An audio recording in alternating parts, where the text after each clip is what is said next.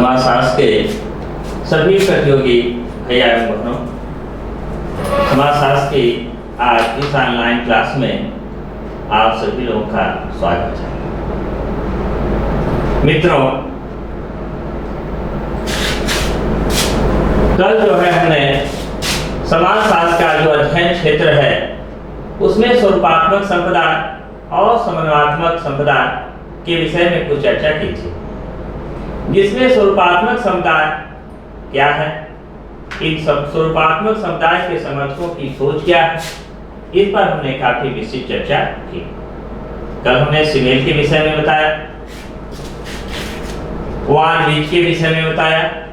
कल हमने कहा था कि जैसे ही आप लोगों को विकल्प के रूप में मानसिक शब्द दिखाई दे, विकल्प में मानसिक शब्द दिखाई दे, क्योंकि मानसिक संबंधों के आधार पर ही वान बीज महोदय ने स्वरूपों का अध्ययन किया है तथा 650 स्वरूपों का उल्लेख किया है। आज फिर हम और उस कड़ी में आगे बढ़ते हैं। फिर हम आते हैं वीरकांत पर। कल हमने चर्चा किया था वीरकांत का भी कि थोड़ा सा है, जैसे ही परिभाषाएं बहुत बड़ी दिखाई देंगी, प्रश्न में जो आपके पूछे जाएंगे परिभाषाएं बहुत बड़ी बड़ी दिखाई देती हैं, लेकिन उसमें से एक शब्द को पकड़ करके कितनी परिभाषाएं हैं, आप कितनी परिभाषाओं को याद करोगे, यह संभव नहीं हो पाता है। तो उसमें से एक शब्द को हम अपने मन मस्तिष्क में बैठाते हैं और उसी के आधार पर हम लोग प्रश्नों के उत्तर का प्रत्युत्तर देते हैं। हमने जितनी परिभाषाएं इसके पहले भी आप लोगों को बताई, आप लोग देखे होंगे कि वहां पर भी हमने एक एक शब्द पर जोर दिया कि वह शब्द वहां पर अवश्य समाहित होगा। परिभाषा चाहे वह 4 लाइन में बना दी जाए, चाहे और बड़ी कर दी जाए, लेकिन वह शब्द उसमें अवश्य समाहित होगा और उसी शब्द के आधार पर ही हम तो समझ जाते हैं कि यह अमुक परिभाषा की समाजशास्त्र की है। ठीक है, तो कल हमने आप लोगों को चर्चा किया था। बाकी जो परिभाषाएं हैं वह जिस संप्रदाय से संबंधित है या जिसके विषय में उन्होंने कहा है उसकी बात को वह समझाने का प्रयास करते हैं, लेकिन परिभाषाओं में जो प्रश्न देना है उसी एक शब्द के आधार पर ही हम उसका उत्तर देते हैं। अब देखिए, कल हमने बताया था कि मानवीय संबंध, तो मानवीय संबंध के आधार पर बाकी परिभाषाएं वो आ जाएंगे वान बीज। और जैसे ही एक शब्द आपको दिखाई दे, मानसिक शब्द क्या दिखाई दे, मानसिक संबंधों के बाद, तो जैसे ही मानसिक संबंधों की चर्चा आती है तुरंत आप टिक लगाएंगे किस पर, वीरकांत। वो परिभाषा दी गई है और वहां पर मानसिक की बात कही गई हो, ठीक है, तो वहां पर हम वीरकांत पर लगाएंगे। इन्होंने क्या कहा, देखिए परिभाषा कितनी बड़ी है, इससे भी परिभाषा बड़ी कर दी जा सकती है, लेकिन उसमें यह शब्द चाहे कितना हो बड़ी परिभाषा हो, यह शब्द उसमें अवश्य रहेगा, मानसिक संबंध। आगे बात समझ में हमारी, ठीक है। अब देखिए, अब यहाँ पर वीरकांत क्या कहते हैं, इन्होंने समाजशास्त्र में मानसिक संबंधों के अध्ययन पर बल दिया। ठीक है, इन्होंने कहा कि जो समाज में एक संबंध दूसरे संबंध से निर्मित होते हैं, यह किसके आधार पर होते हैं, मानसिक संबंधों के आधार पर होते हैं। ठीक है, और क्योंकि इन्हीं संबंधों के आधार पर जिस प्रकार से एक व्यक्ति दूसरे व्यक्ति से जिस मानसिक संबंध के आधार पर जुड़ता है, ठीक है, क्योंकि इन्हीं संबंधों के आधार पर लोग एक दूसरे समूह के रूप में बचते हैं, ठीक है, और अंततः सामाजिक संबंधों का निर्माण होता है। ठीक है, समाज देखते होंगे कि तमाम प्रकार के संबंध हैं और उस संबंध का स्वरूप कैसे दिखाई देता है। ठीक है, तो जो व्यक्ति जिससे जिस रूप में मानसिक संबंध में जुड़ता है उसी के अनुसार वह स्वरूप भी दिखाई देना शुरू हो जाता है। ठीक, फिर इसके अलावा इन्होंने कहा जो स्वरूपात्मक समुदाय के हैं, एक चर्चा और हो सकता है भी जोड़ दिया जाए कि वीरकांत ने कहा कि सिर्फ हमें मूर्त समाज का ही अध्ययन नहीं करना चाहिए। इन्होंने कहा कि वास्तव में उसके अंतर्वश का भी अध्ययन करना चाहिए। कुछ चीजें ऐसी भी हैं जो अमूर्त हैं, जो हमें प्रत्यक्ष रूप से दिखाई नहीं देती हैं, उसका भी हमें अध्ययन करना चाहिए। इन्होंने कहा कि सिर्फ मूर्त समाज का ही अध्ययन नहीं करना चाहिए, बल्कि साथ साथ अमूर्त समाज का भी अध्ययन करना चाहिए। ठीक, फिर आगे देखिए, समाज इसके अनुसार अकॉर्डिंग टू विज्ञान क्या कहते हैं कि समाज शास्त्र का उद्देश्य प्रेम, सम्मान, क्योंकि मानसिक आधार पर ही एक व्यक्ति एक दूसरे व्यक्ति से प्रेम करता है, ठीक ना। इस प्रकार से मानसिक रूप से जुड़ा होता है। मानसिक संबंध के आधार पर ही व्यक्ति एक दूसरे का सम्मान करता है, ठीक ना। मानसिक संबंध के आधार पर ही समाज में उसको यश की प्राप्त होती है, ठीक ना। तो प्रेम, सम्मान, यश, लज्जा, लज्जा भी किसके आधार पर है? मानसिक संबंध की क्या, कौन सा मानसिक संबंध है आपका? तो उसी के अनुसार व्यक्ति एक दूसरे के साथ लज्जा भी करता है। समर्पण भी किसके आधार पर है? मानसिक संबंधों के आधार पर। संघर्ष, सहयोग जैसे मानसिक या भावनात्मक स्वरूपों का अध्ययन है, ठीक ना। इन्होंने कहा समाज शास्त्र का उद्देश्य क्या है, बहुत ध्यान रखिएगा। प्रेम, सम्मान, यश, लज्जा, समर्पण, संघर्ष, सहयोग, ये सब किसके आधार पर जुड़े हैं भाई? यह सब किसके आधार पर है? मानसिक तथा भावनात्मक स्वरूपों के आधार पर, ठीक है। आगे बात समझिए हमारी। तो मानसिक तथा भावनात्मक स्वरूपों के आधार पर ही ये सब जुड़े हैं और इन्हीं से समाज का निर्माण होता है। उदाहरण जैसे देखिए, माता और पुत्र, माता और पुत्र, ठीक। कहा जाता है कुपुत्रो जायत किमत कुमाता न भवति, पुत्र भले ही कुपुत्र हो जाए लेकिन माता कभी कुमाता नहीं हो सकती, क्योंकि माँ जो होती है वो अपने पुत्र के साथ किस रूप में जुड़ी हुई है? मानसिक संबंधों के आधार पर जुड़ी हुई है, ठीक। पिता पुत्री, पिता और पुत्री, यह जो कैसा संबंध है? मानसिक संबंधों के आधार पर जुड़ा हुआ है। पति और पत्नी, ठीक है, पति पत्नी एक दूसरे से किस रूप में जुड़े होते हैं? मानसिक संबंधों के आधार पर पति और पत्नी एक दूसरे से जुड़े होते हैं। शिक्षक और विद्यार्थी, ठीक है, वास्तव में जो शिक्षक का जो स्वरूप है, ठीक है, कहा गया गुरु गोविंद दो खड़े, गुरु गोविंद दो खड़े, काके लागू पांव और बलिहारी गुरु आपने गोविंद दियो बता, ठीक है। वहां पर देखिए जो शिक्षक और जो विद्यार्थी का जो संबंध है, ठीक है, वह कैसा है? पुत्रवत संबंध है, ठीक है। तो यह जितने भी जो संबंध हैं, ठीक है, जो आज वास्तव में शिक्षक और विद्यार्थी का जो स्वरूप होना चाहिए वह कैसा होना चाहिए? जिस प्रकार से पिता और पुत्र का संबंध होता है, पिता और पुत्री का संबंध होता है, तो शिक्षक और विद्यार्थी के बीच में भी उसी प्रकार का संबंध होता है। जिस प्रकार माता और पिता को सबसे अधिक प्रसन्नता कब मिलती है? उसको अपनी उपलब्धि से उतनी ज्यादा सफलता नहीं मिलती है जितनी उसको अपनी संतान की उपलब्धि से उसको सफलता मिलती है। उसी प्रकार एक शिक्षक को भी अपनी सफलता के द्वारा उतनी जो है प्रसन्नता की प्राप्ति नहीं होती है जितना कि जब उसका एक विद्यार्थी जो है उच्च पदों को प्राप्त करता है, अर्थात जिस लक्ष्य को वो प्राप्त करवाना चाहता है शिक्षक, उस लक्ष्य को जब उसका विद्यार्थी प्राप्त करता है तो उसको उस शिक्षक को उतनी ही अधिक प्रसन्नता मिलती है। क्योंकि यह जितने भी संबंध हैं, जो संबंध की चर्चा हमने आप लोगों से यहाँ पर की, यह सभी एक दूसरे के साथ किस रूप में जुड़े हैं? मानसिक संबंधों के आधार पर जुड़े हैं, ठीक है। तो यह बात किसने कही? विकास ने, ठीक। अब फिर हम लोग आगे बढ़ते हैं।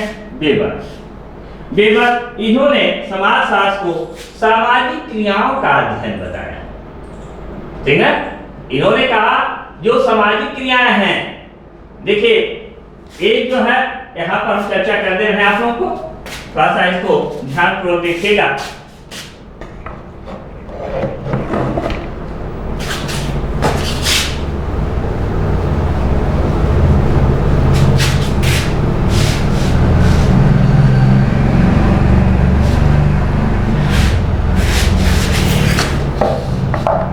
एक है क्रिया, ये क्या है? क्रिया। हम कोई भी कार्य करते हैं वह क्रिया कहलाती है। सोते भी हैं वह भी क्रिया है, हम पढ़ते भी हैं, वो भी क्रिया है। ठीक है। एक दूसरी है प्रक्रिया। प्रक्रिया क्या? वह क्रिया जो आज के वर्तमान समय में चल रही है, वह क्रिया जिससे हम स्वयं लाभान्वित हों।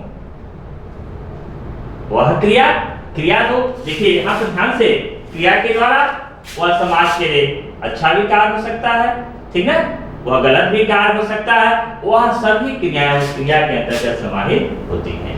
उसके बाद प्रक्रिया क्या है? वह क्रिया जिससे हम लाभान्वित हो, जिससे आप लाभान्वित हो, लेकिन उसका प्रभाव किसी दूसरे के ऊपर न पड़े। ठीक है, हम लाभान्वित हो लेकिन उसका प्रभाव किसी दूसरे के ऊपर न पड़े, तो वह क्रिया प्रक्रिया कहलाती है। वह क्रिया प्रक्रिया कहलाती है। फिर उसके बाद आती है नेक्स्ट, इन्होंने जो है सामाजिक क्रियाओं की बात कही। एक नेक्स्ट आता है सामाजिक क्रिया।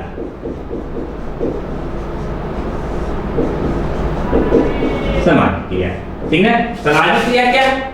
क्योंकि समाजशास्त्र कभी नहीं कहता है कि हम अपना परित्याग करके दूसरे को लाभान्वित करें। समाजशास्त्र हमेशा कहता है कि हमें वह कार्य करना चाहिए जिससे हम भी लाभान्वित हों और हमारे साथ साथ समाज के अन्य सदस्य भी लाभान्वित हों। ठीक ना? तो सामाजिक क्रिया वही क्रिया है। सामाजिक क्रिया में नहीं है कि हम एकदम परित्याग कर दें, हम अपना नुकसान कर दें, हम अपनी अंतरात्मा को कष्ट पहुंचाएं और उसके बाद हम कोई कार्य करते हैं जिससे अगर कोई दूसरा लाभान्वित होता है तो वह सामाजिक क्रिया है। समाजशास्त्री परिप्रेक्ष्य में सामाजिक क्रिया वह नहीं है।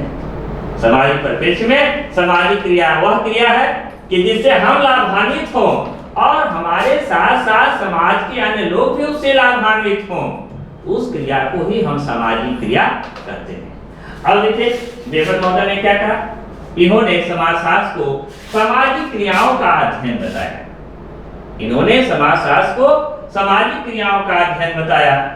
हाँ, तथा इनके अनुसार सामाजिक क्रिया वे व्यवहार हैं, सामाजिक क्रिया वे व्यवहार हैं जो अर्थपूर्ण हो, क्या हो, मीनिंगफुल हो, ठीक ना, हम भी लाभान्वित हों और हमारे साथ साथ समाज के अन्य लोग भी इससे लाभान्वित हों। तो सामाजिक क्रिया वे व्यवहार हैं जो अर्थपूर्ण हो तथा अन्य व्यक्तियों की क्रियाओं से प्रभावित होते हों। वही बात मैंने चर्चा की है आपसे, ठीक ना, जो अर्थपूर्ण हो तथा अन्य व्यक्तियों की क्रियाओं से प्रभावित होते हों। यह चर्चा जो है किसने की? वेबर ने। अब देखिए कोई व्यक्ति कुछ भी कार्य करता है, आलोचना उसकी अवश्य होती है, क्योंकि यहाँ पर स्वाभाविक निश्चित है कि अभी हमने कल ही इसके पिछले क्लास में आप लोगों से चर्चा की कि एक है स्वरूपात्मक समुदाय और एक है सर्वनात्मक समुदाय। तो स्वरूपात्मक समुदाय की सोच क्या है कि जिस प्रकार इतिहास की एक अपनी निश्चित विषय वस्तु है, जिस प्रकार रसायन शास्त्र की एक अपनी निश्चित विषय वस्तु है, जिस प्रकार प्राणिशास्त्र की एक अपनी निश्चित विषय वस्तु है, उसी प्रकार समाजशास्त्र की भी एक निश्चित विषय वस्तु होनी चाहिए। जबकि समाजशास्त्र जबकि सर्वनात्मक समुदाय अभी हम चर्चा करते हैं, इनकी सोच थोड़ा सा इससे अलग है। तो अब देखिए, अब वहीं पर अब आलोचना होती है किसकी? स्वरूपात्मक समुदाय के समर्थकों की। अब जो आलोचना है,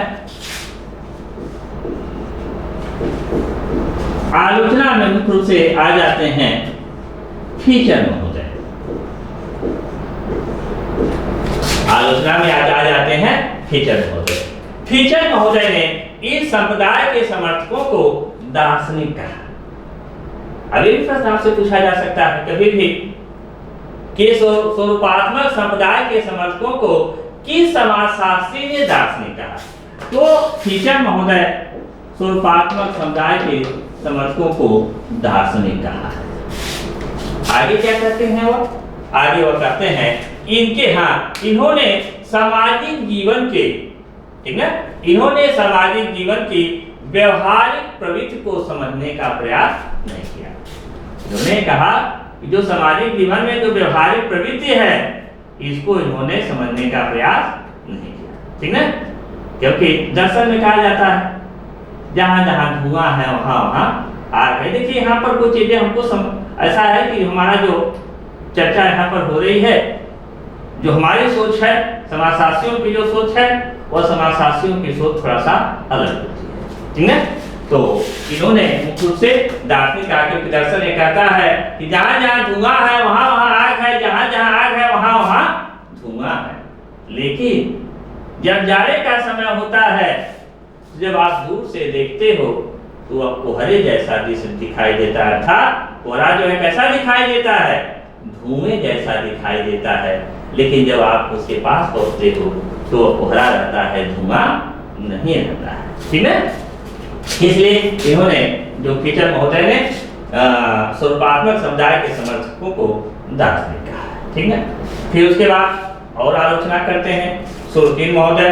सोरोकिन का कहना है कि यद्यपि इसके समर्थकों ने समाजशास्त्र को स्वतंत्र बनाने पर जोर दिया है। अब देखिए यहाँ पर यह इन्हीं की बात से इन्हीं को काटने का प्रयास करते हैं।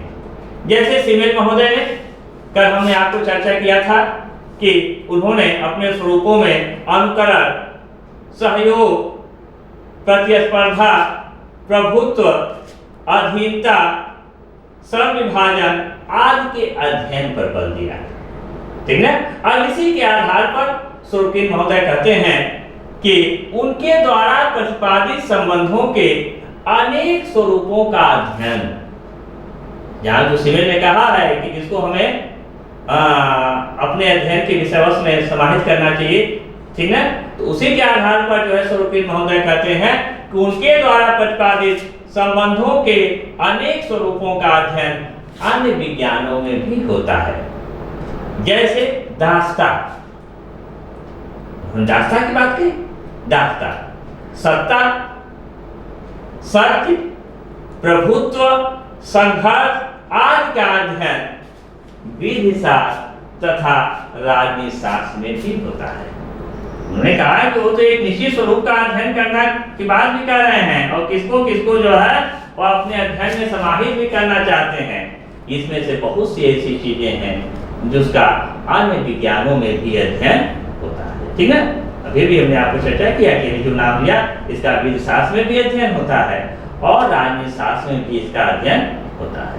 इस आधार पर सोरोकिन महोदय ने स्वरूपात्मक समुदाय के समर्थकों की आलोचना की। ठीक, अब हम लोग आते हैं समन्वयात्मक समुदाय।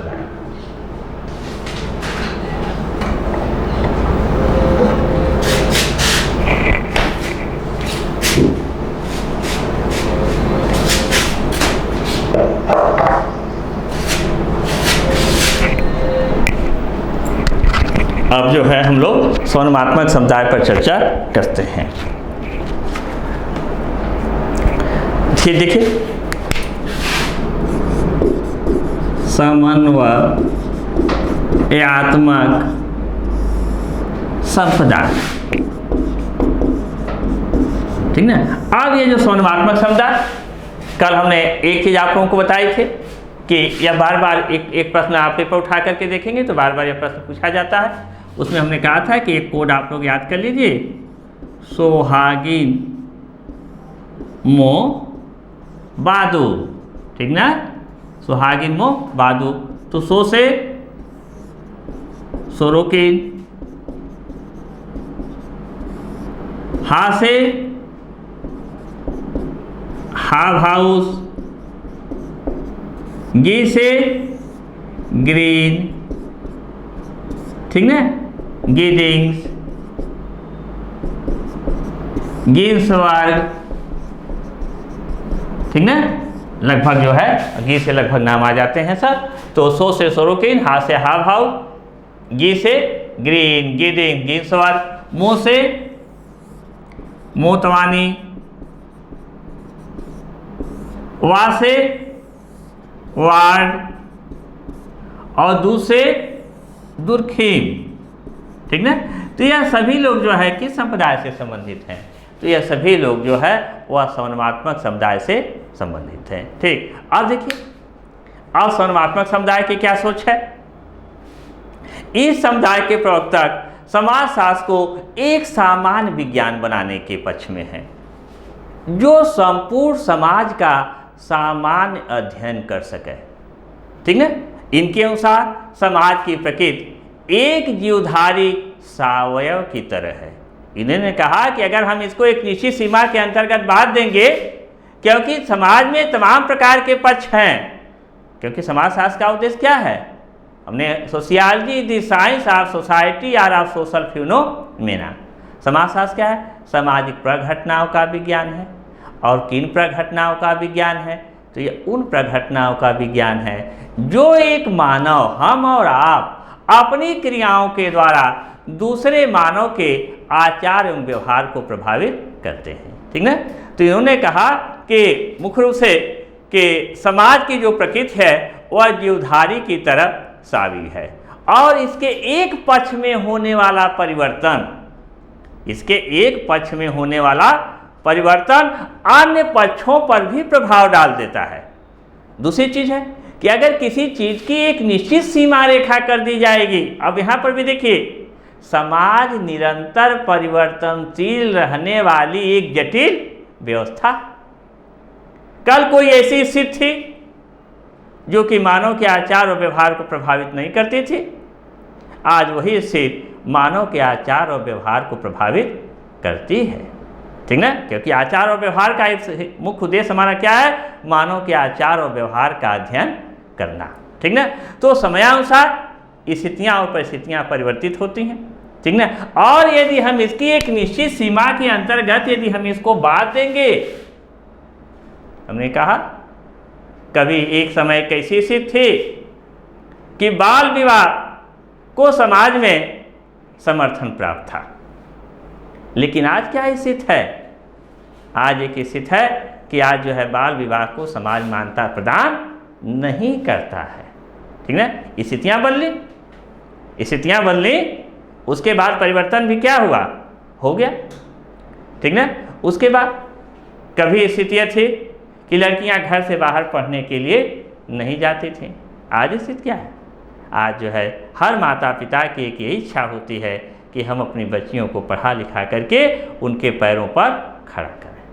ठीक है, तो देखिए समय और समयानुसार अगर हम समाजशास्त्र को आचार और व्यवहार को के आधार पर, अगर स्वरूपात्मक समुदाय के आधार पर हमें यदि इसकी निश्चित सीमा रेखा में इसको बांध देंगे, तो समन्वात्मक समुदाय के समर्थक कहते हैं कि जिस पुनीत उद्देश्य की प्राप्ति के लिए समाजशास्त्र विषय का उद्भव हुआ है, वह कभी भी अपने निश्चित उद्देश्य को प्राप्त नहीं कर पाएगा।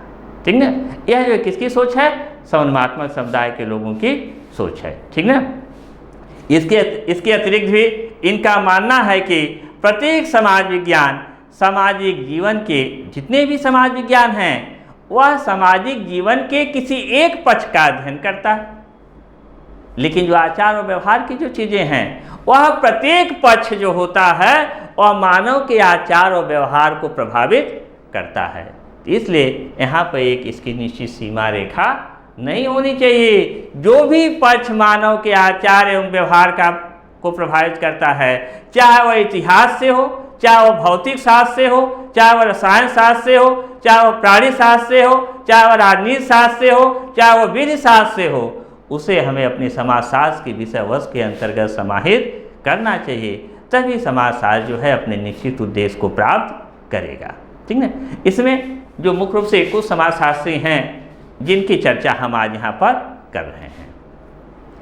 अब देखिए, अब यह स्वरूपात्मक समुदाय में आ जाते हैं आपके सोरोकिन।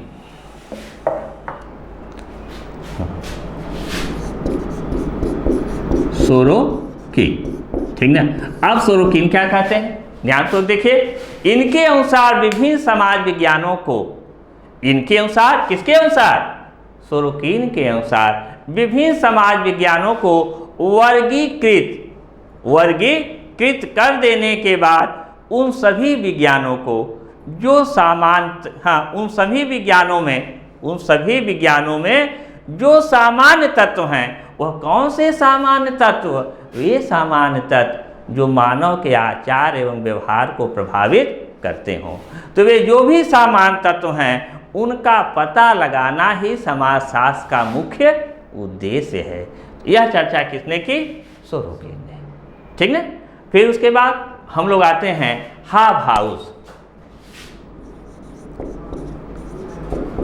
हाबहाउस, ठीक ना। ये सोरोकिन की बात हमारे समझ से आप लोगों के समझ में आ गई होगी। हाबहाउस क्या कहते हैं? इनके अनुसार समाजशास्त्र का उद्देश्य, ठीक ना, इनके अनुसार समाजशास्त्र का लगभग एक ही जैसी बात लोग कहते हैं। इनके अनुसार समाजशास्त्र का उद्देश्य सामाजिक विज्ञान के प्रमुख सार तत्वों का पता लगाना। किसका? प्रमुख सार तत्वों का पता लगाना, ठीक ना, और उनका सामान्यीकरण करना।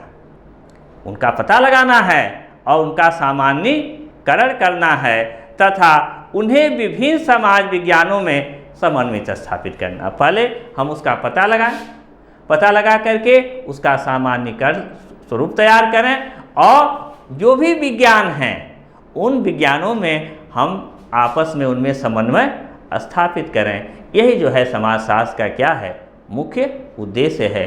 यह बात किसने की? हाबहाउस ने। फिर हम लोग चर्चा करते हैं दुर्खिम की।